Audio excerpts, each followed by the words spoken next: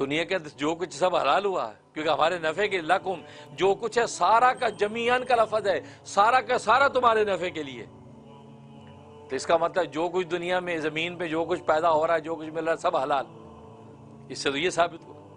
اس کا جواب یہ ہے کہ اصل میں نفع کے لیے ہونا، نفع کے لیے ہونے سے یہ ثابت نہیں ہوتا کہ وہ تمہارے لیے حلال بھی ہو. کیونکہ ہو سکتا ہے ایک چیز آپ کے لیے نافع، اس میں منافع ہیں، اس چیز میں نفع ہیں لیکن وہ حلال نہ ہو. ایون شراب کے بارے میں قرآن نے کہا کہ شراب کے اندر بھی نفع ہیں. فیہما منافع، شراب اور جوع میں منافع نفع ہیں، لیکن فرمایا کہ اسمہما اکبر من نفعہما، کہ ان کا جو گناہ ہے وہ ان کے نفع سے زیادہ ہے. تو کسی نفع تو ہر چیز میں موجود ہوتا ہے.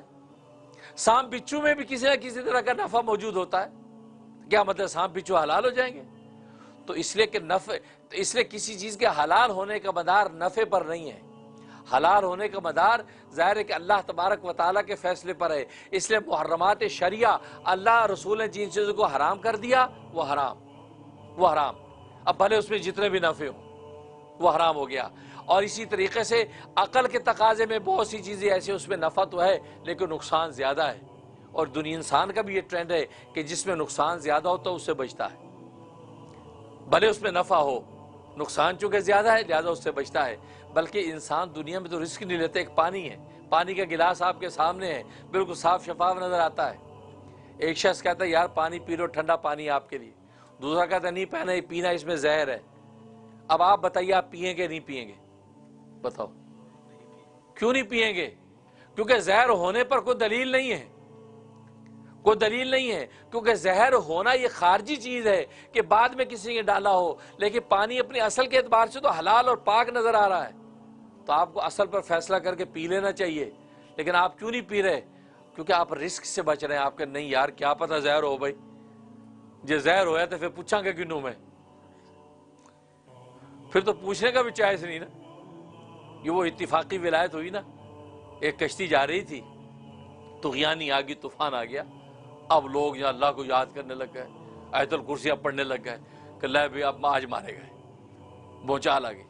اور ایسے موقع پھر آپ کو پتہ صورتیں بھی بھول جاتی ہیں. آیت الکرسی اللہ لا الہ سے آگے چلتی ہی نہیں ہے. بری حالت، لوگوں پسینے چھٹے. ایک بندہ کھڑا کہا گھبراؤ نہیں کچھ نہیں ہوتا، نہیں ڈوبے گی.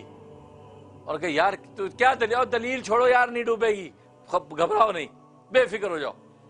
وہ اللہ کی شان ہے کہ وہ نہیں ڈوبی اور کنارے پہ لگ گئی. اور لوگوں نے تو گوٹے پکڑ لیے. ماشاءاللہ پیر صاحب تسی تو اللہ دے ولی نکلے، جو تسی آکھیا ماشاءاللہ زندہ سلامت بچ گئے. بڑے خوش، اس کو ولی مان لیا. وہ کہتے یار ولی شلی کوئی نہیں، میں بھی تواڈے ورگا ہی ہاں. وہ کہتے نہیں جی نہیں، آپ نے جو کہا وہ تو صحیح ہو گیا بھائی. تو آپ نے کیا سوچ کے کہا؟ وہ کہتا میں نے یہ سوچ کے کہا کہ جو بچ گئے تو ولایت پکی، سارے کہیں گے جی ولی. جب مر گئے تو میں نے پوچھے گا کون؟ جو ڈوب گئے تو پوچھے گا کون بھائی تو نے غلط کہا کہ صحیح کہا؟ سارے مر گئے. تو کہتے کہ بچ گئے تو ولایت پکی، جو مر گئے تو پوچھے گا کون؟ تو میں یہ سوچ کے میں نے کہہ دیا کچھ نہیں ہوتا. تو بات وہی ہے. تو اب ایسا رسک آپ نہیں لیتے کہ یار کہتے آپ پانی پی لو، کہتے یار میں قسم کھاتا ہوں اس میں زہر نہیں ہے. دوسرا کہتا نہیں اس میں زہر ہے. تو ایک قسم کھا رہا، دوسرا قسم بھی نہیں کھا رہا، آپ پیتے نہیں ہیں.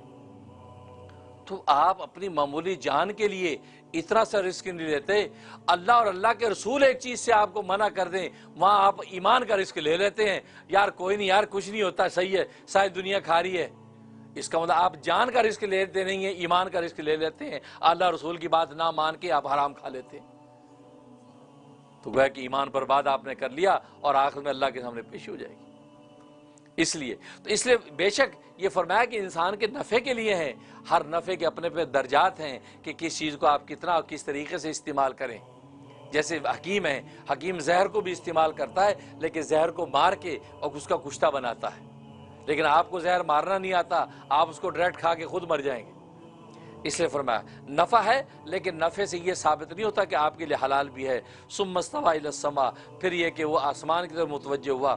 فسواہن سبع سماوات، پھر وہ 7 چھتیں یا 7 آسمان برابر قائم کر دی.